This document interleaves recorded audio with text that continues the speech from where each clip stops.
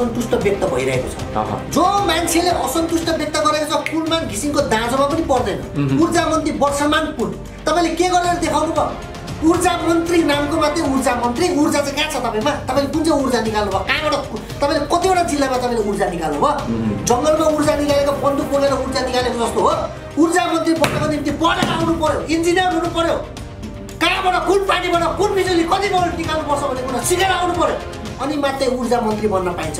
उहाँ जङ्गलमा बन्दुक बोकेर त्यो बन्दुक र बारुद बोकेर जस्तो हो। त्यसैले सक्षम व्यक्ति सक्षम ठाउँमा आएको छ, right man in the right place आएको छ। हामी पनि हेर्छौँ नेपाली जनता कुन चाहिँ माइका लाले कुलमान घिसिङलाई हटाउँदो रहेछ, पुनर्नियुक्त गर्दैन रहेछ। पुनर्नियुक्त गर्नको निम्ति संविधान संशोधन गर्नु परोस्, जेसुकै गर्नु परोस्। सरकारले 10 चोटि प्रधानमन्त्री 4 चोटि प्रधानमन्त्री बन्न पाउने, 2 चोटि प्रधानमन्त्री बन्न पाउने, मन लागेको मान्छेलाई नियुक्त गर्न पाउने, सन्धिलाई वाणिज्य ब्याङ्कको अध्यक्ष बनाउन पाउने, कुलमान घिसिङ बत्तीका देउता बत्ती दिने, हामी गरिब दुखी एउटा देशको जनतालाई उज्यालो झिलमिल सुख दिने मान्छेलाई पुनर्नियुक्त गर्ने। कुलमान घिसिङको त सम्झिने पनि कोही हुनुहुन्न होला सरकारमा हैन, अनि उहाँले कमिसन पनि बुझाउनु हुन्न होला। त्यही भएर उहाँलाई किन बनाउनु पर्यो भन्छन् होला नि त लोभीपापीहरूले। यही त हो त। अहिले त तपाईँको यो जुन हामीले 4 वर्ष अगाडि 30 देखि 35 अर्बसम्म विद्युत प्राधिकरण घोटालामा घाटामा गइरहेको थियो। त्यतिखेर तपाईँको 18 घण्टादेखि 21 घण्टासम्म तपाईँको लोड सेडिङ हुन्थ्यो। भनेपछि यहाँ अरबौँको करोडको होइन अरबौँको कमिसनको खेल हुँदो रहेछ भन्ने कुरा त साबित भयो नि त। गरेर देखाउने मान्छेले त्यतिखेर किन इन्भर्टरको व्यापारको भयो त? यहाँ इन्भर्टर ल्याउनको निम्ति, ब्याट्री ल्याउनको निम्ति, मेनबत्तीको व्यापार गर्नको निम्ति, तपाईँको अब बिजुली हामीलाई चाहिनको निम्ति सोलर भयो, तपाईँको जति पनि नेपालमा त उत्पादन छैन, ल्याउने त इन्डियाबाट हो। हामीमा त इन्डिया तपाईँको पुरा हाबी छ। अब तपाईँको टेलिभिजनमा हेर्न जाउँ इन्डियाकै च्यानल हाबी छ। तपाईँको तरकारी बजारमा हेर्न जाउँ इन्डियाको तरकारी हाबी छ।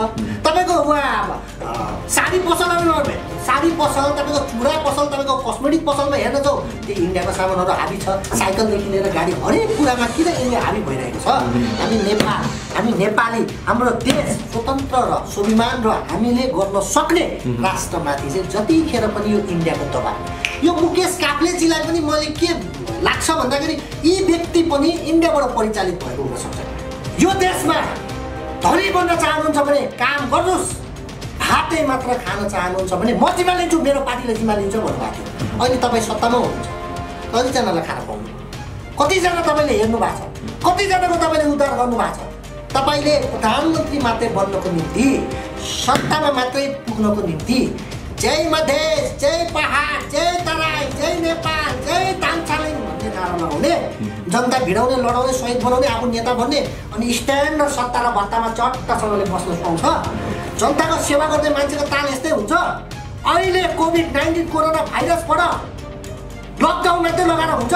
भाडा कसरी तिर्ने, खाना कसरी खाने, काम कसरी गर्ने, यो कुरा सरकारले जिम्मेवारी लिनुपर्छ। विदेशमा फसेको हरेक व्यक्तिको जिम्मेवारी लिनुपर्छ।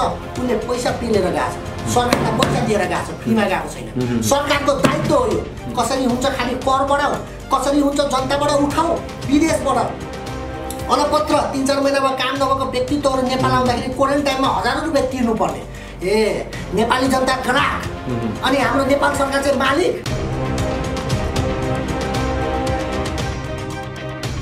मिसन नेपालका केन्द्रीय अध्यक्ष जेरी ताम्राकारसँग हामी कुलमान घिसिङ र डाक्टर गोविन्द केसी माथि सरकारले गरेको फरक किसिमको व्यवहारका सन्दर्भमा केन्द्रित रहेर कुराकानी गर्छौं। मिसन नेपाल किन यस्तो विषयमा पनि बोलिराखेको छैन भन्ने सन्दर्भमा उहाँसँग कुराकानी गर्छौं। जेरीजी स्वागत छ हजुरलाई। नमस्कार, जय मातृभूमि, ओम नमः शिवाय। हजुर, हामी कुलमान घिसिङबाटै सुरुवात गरौँ। कुलमान घिसिङ नै चाहिन्छ भनेर आवाज उठिराखेको छ, तपाईँ पनि सोसियल मिडियामा बोलिराख्नु भएको छ, बोल्न चाहिँ होइन। कोभिडको यस्तो संक्रमणको बेला छ, अहिले घरबाट बाहिर निक्लिन सक्ने स्थिति छैन। तैपनि हामी यहाँ अफिससम्म आइपुगेका छौँ, भेटघाट भएको छ होइन। कुलमान घिसिङलाई फेरि दोस्रो कार्यकालमा पुनर्स्थापित गराउनका लागि अब के गर्ने, कसो गर्दाखेरि उहाँलाई ल्याउन सकिएला? राज्यले त्यति धेरै चासो नदिए जस्तो देखिन्छ। कुलमान घिसिङले एक कार्यकाल गरिहाले, अब अर्को मान्छे ल्याउनुपर्छ भन्ने आशय राखेको पनि देखिन्छ। के गर्ने, अब कुलमान घिसिङलाई कसरी ल्याउने? धन्यवाद तपाईँको एकदम सान्दर्भिक प्रश्नको लागि। यसमा हाम्रो विचारभन्दा पनि हामी जनताको विचार ल्याएर चाहिँ बोल्ने गरिरहेको छौँ सामाजिक सञ्जालमा, मिडियाहरूमा। अहिले जुन कुलमान घिसिङ सरको कार्यकाल सकिन लागेको छ, सरकारले चासो देखाइरहेको छैन। हामीलाई मतलब छैन सरकारको चासो छ कि छैन, जनताको चासो केमा छ हामीलाई मतलब त्यहाँ हुन्छ। जसले कर तिर्छ, जसले यो सत्ता र भत्ताको व्यवस्था गरेको छ, जो यो देशका सिंह शेरहरू हुन्, हामीले त्यसको वास्ता गर्छौँ। सरकारले जनताले जसले जे भन्छ जनताको आवाज उसले सुन्नुपर्छ, किनकि जनताको सर्भेन्ट हो सरकार भनेको। जनताले पालेर राखेको मान्छेहरूले जनताले भनेको काम गर्नु पर्यो।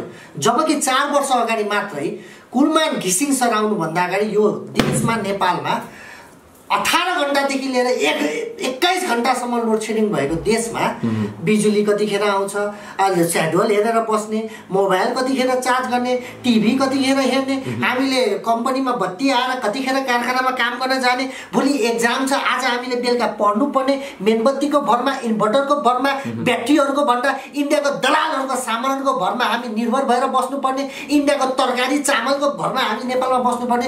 हामी नेपालीहरू निर्भर भएको स्वतन्त्र राष्ट्र, गोर्खालीको सन्तान, हामी सगरमाथा भएको देश, बुद्ध जन्मेको देश, सम्पूर्ण कुराले पर्याप्त भएको देशमा बानीको दोस्रो ठुलो धनी देश हाम्रो नेपाल 21 घण्टासम्म लोड सेडिङ गराउने त्यतिखेरको नेतृत्व, त्यसमा पनि 30 देखि 35 अर्बसम्म तपाईको घाटा जुन यो तपाईको बिजुलीमा चाहिँ जुन यो घाटा भइरहेको बेलामा कुलमान घिसिङ सर आएर अहिले जुन विद्युत प्राधिकरणलाई नाफामा 11 अर्ब नाफामा परिणत गर्न सक्ने व्यक्तित्वलाई काम गरेर देखाउने नेपाल सपुतको, नेपाल आमाको सपुतलाई हामीले कुन चाहिँ हालतमा पद नदिने, ऊर्जा मन्त्री बनाउनु पर्छ, त्योभन्दा पनि ठुलो पद दिनुपर्छ। जसले काम गरेर देखाउँछ उसलाई जनताले जसरी पनि राख्छ। अहिले हाम्रो मात्रै माग होइन मिसन नेपालको, मिसन नेपालले बोलिरहेको छ ठाउँ ठाउँमा। हामीले अगर भनेको जस्तो भएन भने, नेपाली जनताले भनेको जस्तो भएन भने, त्यो मुकेश काफ्ले भन्ने व्यक्ति ठाउँ ठाउँमा गएर नचाहिदो अन्तर्वार्ता, त्यो के टाइपले अनुहार देखाएर अन्तर्वार्ता दिँदै हिँड्छ। उसको कार्यकालमा उसले गर्न सकेन कि समोसा तानेर बसिरहेको थियो, लड्डु बनाएर बसिरहेको थियो। त्यतिखेर 21 घण्टासम्म लोड सेडिङ गराउने व्यक्ति अहिले कुलमान घिसिङ सर आएपछि हामी उसको समय त्यस्तै पर्यो नि। उसलाई भनेको चुनाव लड्नुपर्छ, पार्टी दर्ता गर्नु पर्यो नि। तपाईँ असक्षम व्यक्तिले सिकाउनु पर्छ सक्षम व्यक्तिलाई के गर्नुपर्छ र के गर्नु पर्दैन। तपाईँ आफ्नो ठाउँमा आफ्नो काम गर्नुहोस्, बरु समस्या बेच्नुहोस्। तपाईले लोड सेडिङको बरु तपाईले भनेको यो फेरि पनि यो देशलाई अन्धकारमा ढक्लिनको लागि कहाँबाट दलालहरूबाट परिचालित भएर अन्तर्वार्ता दिँदै हिँडिरहेछ। कुलमान घिसिङ परिचालित मान्छे हो। कुलमान घिसिङ भनेको होइन, मुकेश काफ्लेको बारेमा कुरा गर्दैछु। कुलमान घिसिङ सर नेपाल आमाबाट परिचालित हो, नेपालका सपुत हुनु नि, बिजुलीका देउता हुनु नि। उनीहरूलाई त मैले पहिला पनि भने, पहिला 50 भनेको थियो, अहिले 20 बढाउँदैछु। 70वटा तोप पड्काएर टुडी खेलमा राखेर सैनिकहरूको बिचमा राष्ट्रपति, प्रधानमन्त्री, सांसद, सभासद, तपाईँको मन्त्रीहरू सम्पूर्णको बिचमा राखेर नि 70वटा तोप पड्काएर ग्रान्ड सल्युट सलामी दिनुपर्छ। यस्ता व्यक्तित्व आज देशमा उज्यालो भएको छ। भन्नु बित्तिकै पंखा, भन्नु बित्तिकै ल्यापटप, भन्नु बित्तिकै इन्टरनेट काम गर्न पाइएको छ, उज्यालो छ हाम्रो देशमा। उसले दसैँ तिहारदेखि सुरुवात गरेको अहिलेसम्म हाम्रो देश उज्यालो छ। त्यसो भए किन वी निड कुलमान घिसिङ? कुनै पनि माइका लालले सत्तामा बसेर एमसीसी पनि पास गरेकै छ। पास गरे भने के हुन्छ त्यो प्रश्न पनि हामीले सुन्या हो। गुठी विवेक पनि पास गरे भयो, नाइता विवेक पनि पास गरे भयो। यस्तो पास गर्छु भन्ने सरकारको यो जुन घमण्ड, यो जुन बैठक मिटिङ, हामी सरकार भन्छौँ तर सरकारको भित्र धेरैजना छ। मिटिङ हुन्छ होला, दबाब आउँछ होला, कमिसनको खेती हुन्छ होला। अहिले हामीले के देखिरहेको छौँ भन्दाखेरि अगर सरकार जनताको हितमा हुने हो भने त कुलमान घिसिङ सरले गरेको कार्यकालको लागि, कुलमान घिसिङ सरले गरेको त्यागको निम्ति, उसले गरेको कामको निम्ति नेपाल सरकारले जनताले आवाजै नउठाइकन उसलाई सुरुक्कसँगले चाहिँ एउटा पद धारण दिएर अथवा ल पुनर्नियुक्त गरेको यो मान्छे चाहिन्छ भन्नुपर्ने हो, तकमा दिनुपर्ने हो। असन्तुष्ट व्यक्त भइरहेको छ। जो मान्छेले असन्तुष्ट व्यक्त गरेको छ कुलमान घिसिङको दाँजोमा पनि पर्दैन। ऊर्जा मन्त्री वर्षमान पुन तपाईँले के गरेर देखाउनु भयो? ऊर्जा मन्त्री नामको मात्रै ऊर्जा मन्त्री। ऊर्जा चाहिँ कहाँ छ तपाईँमा? तपाईँले कुन चाहिँ ऊर्जा निकाल्नु भयो? कहाँबाट तपाईँले कतिवटा जिल्लामा तपाईँले ऊर्जा निकाल्नु भयो? जङ्गलमा ऊर्जा निकालेको, बन्दुक बोकेर ऊर्जा निकालेको जस्तो हो। ऊर्जा मन्त्री बन्नको निम्ति पढेर आउनु पर्यो, इन्जिनियर हुनु पर्यो। कहाँबाट, कुन पार्टीबाट, कुन बिजुली कति भोल्ट निकाल्नुपर्छ भन्ने कुरा सिकेर आउनु पर्यो, अनि मात्रै ऊर्जा मन्त्री बन्न पाइन्छ। उहाँ जङ्गलमा बन्दुक बोकेर त्यो बन्दुक र बारुद बोके जस्तो हो। त्यसैले सक्षम व्यक्ति सक्षम ठाउँमा आएको छ, right man in the right place आएको छ। हामी पनि हेर्छ नेपाली जनता कुन चाहिँ माइका लाले कुलमान घिसिङलाई हटाउँदो रहेछ, पुनर्नियुक्त गर्दैन रहेछ। पुनर्नियुक्त गर्नको निम्ति संविधान संशोधन गर्नु परोस्, जेसुकै गर्नु परोस्। सरकारले 10 चोटि प्रधानमन्त्री, 4 चोटि प्रधानमन्त्री बन्न पाउने, 2 चोटि प्रधानमन्त्री बन्न पाउने, मन लागेको मान्छेलाई नियुक्त गर्न पाउने, सन्धिलाई वाणिज्य ब्याङ्कको अध्यक्ष बनाउन पाउने, कुलमान घिसिङ बत्तीका देउता बत्ती दिने, हामी गरिब दुखी एउटा देशको जनतालाई उज्यालो झिलमिल सुख दिने मान्छेलाई पुनर्नियुक्त गर्ने। कुलमान घिसिङको त सम्झिनी पनि कोही हुनुहुन्न होला सरकारमा हैन, अनि उहाँले कमिसन पनि बुझाउनु हुन्न होला, त्यही भएर उहाँलाई किन बनाउनु पर्यो भन्छन् होला नि त लोभीपापीहरूले। यही त हो त। अहिले त तपाईँको यो जुन हामीले 4 वर्ष अगाडि 30 देखि 35 अर्बसम्म विद्युत प्राधिकरण घोटालामा घाटामा गइरहेको थियो, त्यतिखेर तपाईँको 18 घण्टादेखि 21 घण्टासम्म तपाईँको लोड सेडिङ हुन्थ्यो भनेपछि यहाँ अरबौको, करोडको होइन अरबौको कमिसनको खेल हुँदो रहेछ भन्ने कुरा त साबित भयो नि त। गरेर देखाउने मान्छेले त्यतिखेर किन इन्भर्टरको व्यापारको भयो त? यहाँ इन्भर्टर ल्याउनको निम्ति, ब्याट्री ल्याउनको निम्ति, मेनबत्तीको व्यापार गर्नको निम्ति, तपाईँको अब बिजुली हामीलाई चाहिनको निम्ति सोलर भयो, तपाईँको जति पनि नेपालमा त उत्पादन छैन, ल्याउने त इन्डियाबाट हो। हामीमा त इन्डिया तपाईँको पुरा हाबी छ। अब तपाईँको टेलिभिजनमा हेर्न जाउँ इन्डियाकै च्यानल हाबी छ, तपाईँको तरकारी बजारमा हेर्न जाउँ इन्डियाको तरकारी हाबी छ, तपाईँको उहाँ साडी पसलमा, साडी पसल, तपाईँको चुडा पसल, तपाईँको कस्मेटिक पसलमा हेर्न जाउँ त्यही इन्डियाको सामानहरू हाबी छ। साइकलदेखि लिएर गाडी हरेक कुरामा किन इन्डिया हाबी भइरहेको छ? हामी नेपाल, हामी नेपाली, हाम्रो देश स्वतन्त्र र स्वाभिमान र हामीले गर्न सक्ने राष्ट्रमाथि चाहिँ जतिखेर पनि यो इन्डियाको दबाब, यो मुकेश काफ्लेजीलाई पनि मैले के लाग्छ भन्दाखेरि यी व्यक्ति पनि इन्डियाबाट परिचालित भएको हुनसक्छ। किन भन्दाखेरि अझै पनि 18 घण्टा 21 घण्टासम्म जसले चाहिँ लोड सेडिङ लगाएर यो देशलाई अन्धकार बनाउने व्यक्तिले अहिले ठुल्ठुलो कुरा गरेर हिँड्दैछ मिडियामा, के हिसाबले अनुहार देखाएर हिँडेको? तपाईँको कार्यकालमा तपाईँले किन गरेर देखाउन सक्नु भएन? तपाईँको कार्यकालमा तपाईँले किन लोड सेडिङ घटाएर देखाउन सक्नु भएन? लोड सेडिङ हटाएको भए त फेरि आउँदैन थियो नि त कमिसन, त्यही भएर लोड सेडिङ जारी गर्यो। अहिले हामीले देखेको के भन्दाखेरि कतिखेर यी काम गरेर देखाउने व्यक्तित्व कुलमान घिसिङलाई हटाउँ, कसरी हुन्छ उसलाई साइड लगाऊ, कसरी हुन्छ भ्रष्टाचारको आरोप लगाऊ, कसरी हुन्छ यो मान्छेलाई बदनाम गरौँ, कसरी हुन्छ यो मान्छेलाई सट्टै साइड लगाएर आफ्नो मान्छे पहिला जुन कमिसनको ग्याङ थियो नि भ्रष्टाचारी, यो अन्धकारको मतियाराहरू झोलेहरू, यिनीहरूको पूर्ण ग्याङ बनाएर फेरि कमिसन बाँडफाँडको खेल भइरहेको छ।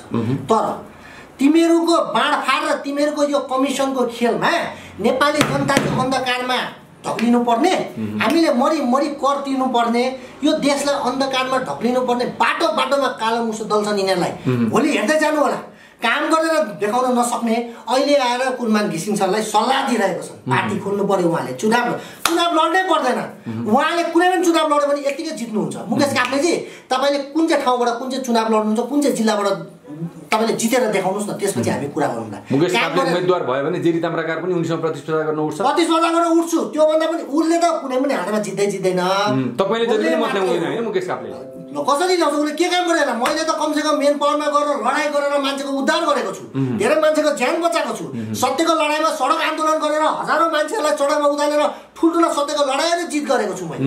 कुनै पैसा कहीँबाट तलब कमिसन त्यो भ्रष्टाचार गर्नको लागि त होइन, हाम्रो त तलब भट्टाहरू केही पनि छैन, हामीले त देश र जनताको निम्ति गरेको छौँ। अहिले हामी नै किन नहो ठाउँमा हुने हो भने अहिले हामीले यो राहत वितरण, खानाको व्यवस्था, यो जति पनि सरकारी खाना बन्छ गरिब दुखीको लागि एरियामा मान्छेको लागि छुटाउन सक्छौँ, टुरी खेलदेखि लिएर हरेक क्षेत्रमा। तर यो सरकारलाई हेर्नुहोस्, हिजो तपाईँको ऋषि धमला र केपी शर्मा ओलीजीको तपाईँको अन्तर्वार्ता चलिरहेको थियो, मान्छेहरूले बाफ्रे बा के न अब अब प्रधानमन्त्री अब केपी शर्मा ओलीले अब जनताको हितमा बोल्ने भयो है, अब त के राहतको प्याकेजहरू, कोरोना भाइरसबाट कसरी बच्ने, विदेशमा फँसेका हाम्रो नेपाली दाजुभाइ तथा दिदीबहिनीहरूलाई कसरी नेपालमा ल्याउने, अब कसरी चाहिँ यो देशलाई विकास समृद्ध गर्ने भन्ने विषयमा कुरा गर्छन् कि भनेर प्रचार भएको थियो।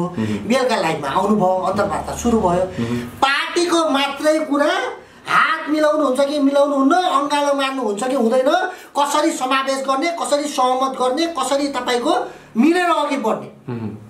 जनताको दुःख खान नपाएर मान्छे आत्महत्या गरेको छ, बिरामीले तपाईँको दबाई नपाएर मरिरहेको छ, विदेशमा फँसिएका व्यक्तित्वहरू तपाईँको मर्नु न बाँच्नु भइरहेको छ, घर परिवारको बिचली। यो देश आज कोरोना भाइरसबाट 18-19 हजारसम्म तपाईँको सङ्क्रमित भइसक्यो। यो देशको दुःख म एउटा अभियन्ताले हेर्न सक्छु, यो आँखाले मैले हेर्न सक्छु त्यो दुःख। हामी हरेक दिन त्यो टुडी खेलमा तपाईँको 400-500 जनालाई खाना खुवाउन जान्छौँ। हामी के सरकारी कर्मचारी हो? हामी के भत्ता सत्ता र हामी प्रधानमन्त्री राष्ट्रपति हो? राष्ट्रपति कहाँ हुनुहुन्छ? विद्यादेवी भण्डारीजी। हाम्रो प्रधानमन्त्री कहाँ हुनुहुन्छ? एक्स राष्ट्रपति एक्स प्रधानमन्त्रीहरू कहाँ हुनुहुन्छ?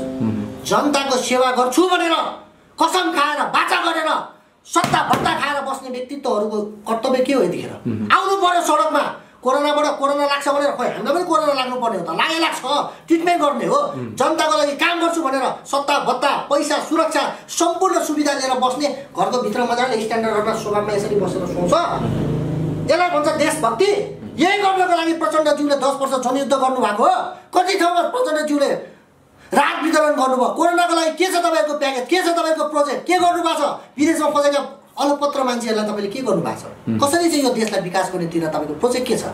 कुलमान घिसिङ सरलाई तपाईँले हटाउनु पर्ने। तपाईँले चुइको बोल्नु भइरहेको छ नि, हामीलाई राम्रोसँग थाहा छ प्रचण्डज्यू। तपाईँको खेल, तपाईँको राजनीति र तपाईँको रणनीति जस्तो मान्छे म, तपाईँ पनि त्यही मान्छे हो। जस्तो बुद्धि मसँग छ त्यो बुद्धि तपाईँसँग पनि छ। अलिकति बढी र कमको मात्रै खेल हो। आफूलाई देउता र भगवान र बलवान सोच्ने कोसिस अवश्य पनि नगर्नु होला। 10 वर्ष जनयुद्ध गाउँमा गएर त्यो गोली तेर्साएर परिवारको एउटा सदस्यलाई जबरजस्ती ल्याउँछु भन्ने व्यक्ति तपाईँ हो। हामीलाई राम्रोसँग थाहा छ। विकास कासबास कपास राजतन्त्र फ्यालेर सम्पूर्ण राजाको सम्पत्तिहरू सबै गरिब दुखीलाई बाँड्छु भन्ने तपाईँ अहिले सत्तामा आइसकेपछि तपाईँले को कोलाई कति सम्पत्ति बाँड्नुभयो? केपी शर्मा ओलीजीले प्रधानमन्त्री हुनुभन्दा अगाडि के भन्नुभएको थियो तपाईँले? यो देशमा धनी बन्न चाहनुहुन्छ भने काम गर्नुहोस्, भातै मात्र खान चाहनुहुन्छ भने म जिम्मा लिन्छु, मेरो पार्टीले जिम्मा लिन्छ भन्नुभएको थियो। अहिले तपाईँ सत्तामा हुनुहुन्छ, कतिजनालाई खाना पाउनु? कतिजना तपाईँले हेर्नु भएको छ? कतिजनाको तपाईँले उद्धार गर्नुभएको छ?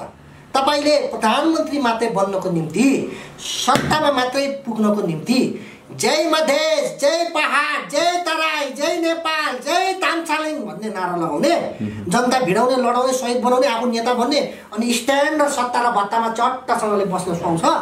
जनताको सेवा गर्ने मान्छेको ताल यस्तै हुन्छ। अहिले कोभिड-19 कोरोना भाइरसबाट लकडाउन मात्रै लगाएर हुन्छ? भाडा कसरी तिर्ने? खाना कसरी खाने? काम कसरी गर्ने? यो कुरा सरकारले जिम्मेवारी लिनुपर्छ। विदेशमा फसेको हरेक व्यक्तिको जिम्मेवारी लिनुपर्छ। उसले पैसा पेलेर गएको छ, सरकारलाई पैसा दिएर गएको छ, फ्रीमा गएको छैन। सरकारको दायित्व हो यो। कसरी हुन्छ? खालि कर बढाऊ, कसरी हुन्छ? जनताबाट उठाऊ। विदेशबाट अलपत्र 3-4 महिनामा काम नभएको व्यक्तित्वहरू नेपाल आउँदाखेरि क्वारेन्टाइनमा हजारौँ रुपियाँ तिर्नुपर्ने। नेपाली जनता ग्राहक अनि हाम्रो नेपाल सरकार चाहिँ मालिक। यो त देशको वास्तविकता भइहाल्यो होइन? जनताले बुझेकै छन्। डाक्टर गोविन्द केसी यति बेला जुम्लातिर अघोषित नजरबन्दमा हुनुहुन्छ। उहाँले धेरै केही भन्नुभयो होइन? जनतालाई कम्तीमा स्वास्थ्य अधिकार देऊ है भनेर भन्नुभएको हो डाक्टर केसी गोविन्द होइन? एउटा लुकिएको पात्र हो।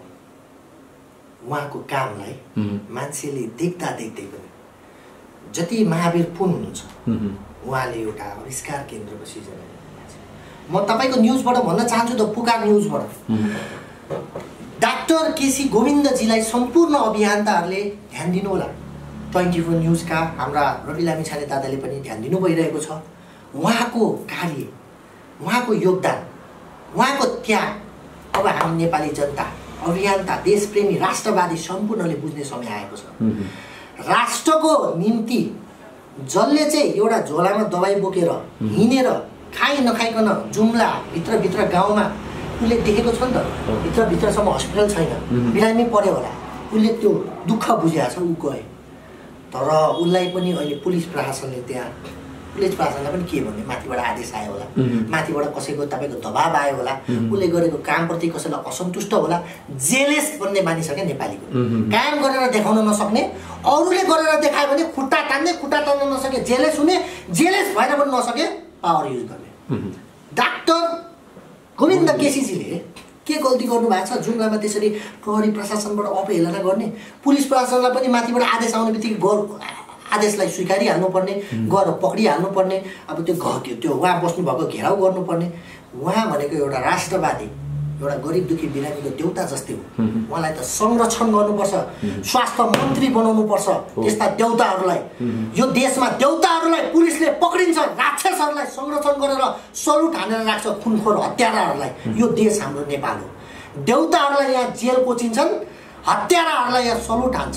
त्यो सलुट हान्ने त्यो हातले त्यो बन्दुकले हत्यारालाई पड्काउन सक्नुहुन्न। यत्रो बन्दुक के को लागि? जनता छ त कर तिर्नको निम्ति। तलब भट्टा हामी व्यवस्था गरिदिइहाल्छौँ। त्यसैले सम्पूर्णको ध्यान आकर्षण गर्न चाहन्छौँ। देशको निम्ति काम गर्ने हिजो भर्खर माउन्टेन टेलिभिजनका एउटा बिचरा पत्रकार हो दिवाकर शाह भन्ने एउटा के ठेकेदार रहेछ, उसलाई त्यो धम्काइदिएछ। अब बिचरा 4 बजे आत्महत्या गर्छु भनेको छ। कुन चाहिँ हिसाबमा धम्काइरहेको छ?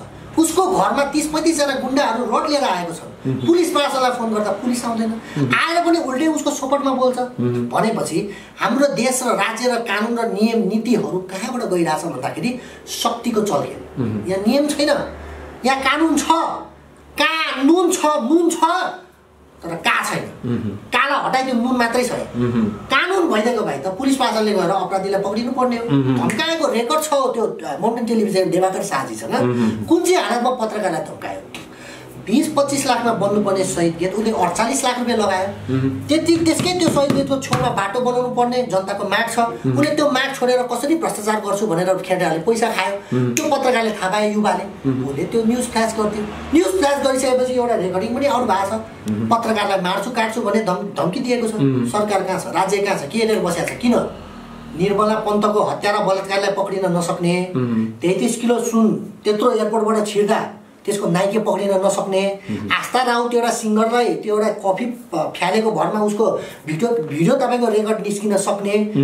तपाईँको व्हाइट करीको अरबौँको भ्रष्टाचारको काण्ड फ्ल्यास हुन नसक्ने? सरकारले यसमा लिप्त छ, सरकारले नै बचाउ गरिरहेछ। आफ्नो मान्छे सबै बचाउ अभियान, आफ्नो विपरीत मान्छे पक्राउ अभियान। यो देश यसरी चलिरहेको छ। तर म के भन्न चाहन्छु भन्दाखेरि यो जति पनि नीति नियमहरू छ, कहिलेसम्म तपाईँहरूले यो निर्मला पन्तको हत्यारालाई लुकाउनुहुन्छ? कहिलेसम्म तपाईँले यो व्हाइट बडीका अरबौँको भ्रष्टाचारीहरूलाई लुकाउनुहुन्छ? ठिक छ, आज तपाईँसँग आज ठिकै छ, आज पक्राउ परेन। यो देशमा यो नेपाल हो, स्वच्छ नेपाल आमाको यो देश हो, यो देउताको देश हो। यो निर्मला पन्तको चित्कार, निर्मला पन्तको जुन निर्मम हत्या बलात्कार भएको उसको पीडा छ नि, त्यो एक दिन प्रष्ट हुनेछ। त्यो दिन कुनै माइका लाल सरकारले बचाउने छैन। यो देशमा मैले त्यत्तिकै भनेको होइन, देश समृद्ध हुन सक्छ। लुम्बिनी क्षेत्रलाई बुद्ध जन्मिनु भएको पर्यटकीय क्षेत्र विश्वभरि प्रचार प्रसार गर्ने भने धर्मावलम्बी बुद्धिस्ट धर्मावलम्बीहरूको घुइँचो लाग्ने यो देश, विश्वको सबैभन्दा ठुलो सगरमाथा संसारभरि प्रचार गर्ने भने where is the tallest mount Everest in the world भनेर they want to climb in the our mountain Everest. This is the Nepal. Water second, पानीमा दोस्रो ठुलो धनी देश हाम्रो नेपाल। बिजुली मात्रै बेचेर कुलमान घिसिन्छले समृद्ध ल्याउन खोजे हो, अरू कुरा केही पनि होइन। यो देशलाई बिजुली मात्रै बेचेर समृद्ध ल्याउन खोज्दाखेरि देशका भिजिलान्टे, इन्डियाका दलाल, घुसखोर, कमिसनखोरहरूको चलखेलमा उहाँलाई पुनर्नियुक्त गर्न खोजेको छैन। हामी पनि हेर्छौँ कसरी गर्दैन रहेछ। दोस्रो, जडीबुटी, काइनेटिक ढुङ्गा, युरेनियमका पहाडहरू, धेरै जडीबुटीहरू प्रशस्त हामीसँग प्राकृतिक देनहरू, पहाड, हिमाल पहाड, तराई, कोही छैन पराई, गोर्खालीको देश। हरेक अहिले पनि ब्रिटिसमा तपाईँको ब्रिटिसका रानी राजाहरूलाई तपाईँलाई हाम्रो गोर्खाली ब्रिटिस सेना, नेपाली सेनाले सुरक्षा दिएर राखेको छ। इन्डियाले घमण्ड गर्छ धोतीहरू, अहिले पनि 75,000 हाम्रो नेपाली इन्डियन सेनामा भर्ती छ। त्यत्रो नै आँटको घमण्ड त्यत्रो नै छ भने किन हामी नेपालीलाई राख्छ? आँट, यो आँट बुद्धको संस्कार, सिम्पल लिभिङ, हाई थिङ्किङ। यस्ता हाम्रा सम्पत्तिहरू कति छन् जसको सदुपयोग गर्न जानिएन। त्यसो हुँदा हामी अहिलेको अवस्थामा छौँ होइन। अब अन्तमा बताइदिनुहोस्, यही स्थितिबाट कुलमान घिसिङलाई पुनर्नियुक्ति गरिएन भने के गर्न सकिन्छ जनताको स्तरबाट? अब यो जसरी तपाईँको अस्तिको राष्ट्र झन्डा जलाए नि, राष्ट्र झन्डा भनेको सम्पूर्ण नेपालीको स्वाभिमान। कोही मान्छेलाई जब नेता बन्न मन लाग्छ भने नि, सिके राव छैन विखण्डनकारी, उसले चाहिँ आएर यो मधेस छुट्टै हो, मधेसको छुट्टै झन्डा छ, मधेसको छुट्टै भाषा छ, मधेसको छुट्टै संस्कृति छ। कोही पनि नेपालीलाई नेता बन्नको निम्ति नेता बन्नु मन छ भने अनि उसले झन्डाको कुरा गर्छ, अनि उसले जातिको कुरा गर्छ, अनि उसले भाषाको कुरा गर्छ, अनि उसले हक र अधिकारको कुरा गर्छ। कतिखेर गर्छ? जब नेता बन्नको निम्ति। नेता देशको निम्ति, जनताको निम्ति, गरिबको निम्ति, दुखीको निम्ति, पीडितको निम्ति, बिरामीको निम्ति, परदेशमा फसेको निम्ति, यो देशमा अलपत्र परेका मान्छेको निम्ति खोइ नेता कहाँ छन्? अहिले यो कोभिड-19 बाट तपाईँको फेरि लकडाउन सुरु भयो, कतिले भाडा तिर्न सकेको छैन, कतिले खाना पाएको छैन, खोइ सांसदहरू कहाँ छन्, सभासदहरू कहाँ छन्, खोइ कहाँ छन् तिनीहरू? कहीँ पनि छैनन् होइन। तिनीहरू छन् कहाँ छन्? जब संविधान सभा भवनको बैठक बस्छ, जब संविधान सभाको केही कुरा पाइन्छ कि सरकारले अब हामीलाई के दिन पो आँटो कि बजेट पो छुटाउन आँटो कि भन्ने बेलामा उनीहरू आउँछन्। तर सरकारी भत्ता खाने हामी जनता छौँ र त हामीले कर तिरिरहेको छौँ। पछि गएर यहाँ विद्रोह भयो अरे, कुलमान घिसिङ चलालो तिमीले हटाइदियो अरे, त्यही भएर चाहिँ एमसिसी पनि पास गरिदियो। भनेपछि कुलमान घिसिङलाई पुनर्नियुक्ति गरिएन भने जनताले विद्रोह गर्छ। विद्रोह त अवश्य पनि विद्रोह गर्छ। कसले गर्दैन? घर घरबाट मान्छे निस्किन्छ, घरमा बत्ती हुँदैन, फेरि बिजुली जान्छ, फेरि लोड सेडिङ हुन्छ, कमिसनको खेल। जनताले थाहा पाउँछन् ए हाम्रो देश विकास हुन नहुनुको कारण त यस्तो झोले यो अन्धकारको मतियारहरूले पो रहेछ। ए भनेपछि हामी कर तिर्दै जाउँ, घरबाट उठाउँदै काम गरेर कर तिर्दै जाउँ, तिमीहरू मन पनि गर्दै जाने। यो देश बिस्तारो जनता बुझकी बन्दै जान्छ अनि हरेक व्यक्ति आफै बुझेर घरबाट निस्किन्छ, 2 कदम अगाडि। जेरी त्यस्तो नहोस्, सरकारले बेलैमा बुद्धिमत्तापूर्ण निर्णय गरोस् र कुलमान घिसिङलाई पुनर्नियुक्ति गरोस्।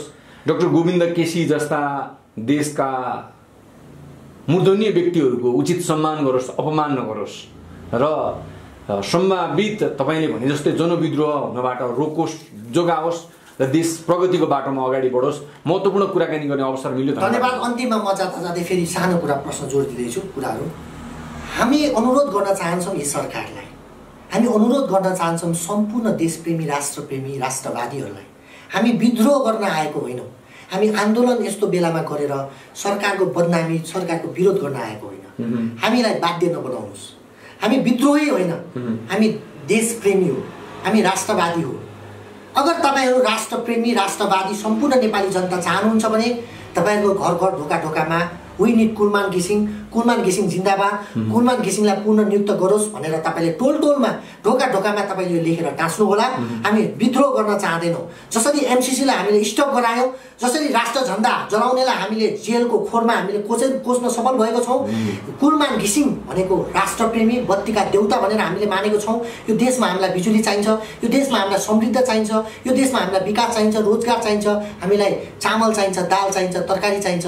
हामी गरिब दुखीहरूलाई यो कोभिड-19 कोरोना भाइरसको लकडाउनको बेलामा माम चाहिन्छ।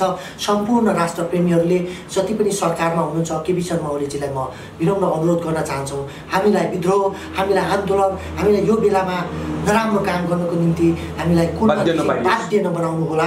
तपाईँलाई अनुरोध छ, तपाईँलाई हामीले चुनेको छौँ, तपाईँबाट नै हामीले आश गर्ने हो। अरू कसले कस्तो दबाब दिन्छ त्यो हाम्रो सरकारको विषय होइन भन्दै 2 शब्द यहाँ टुङ्ग्याउँछु।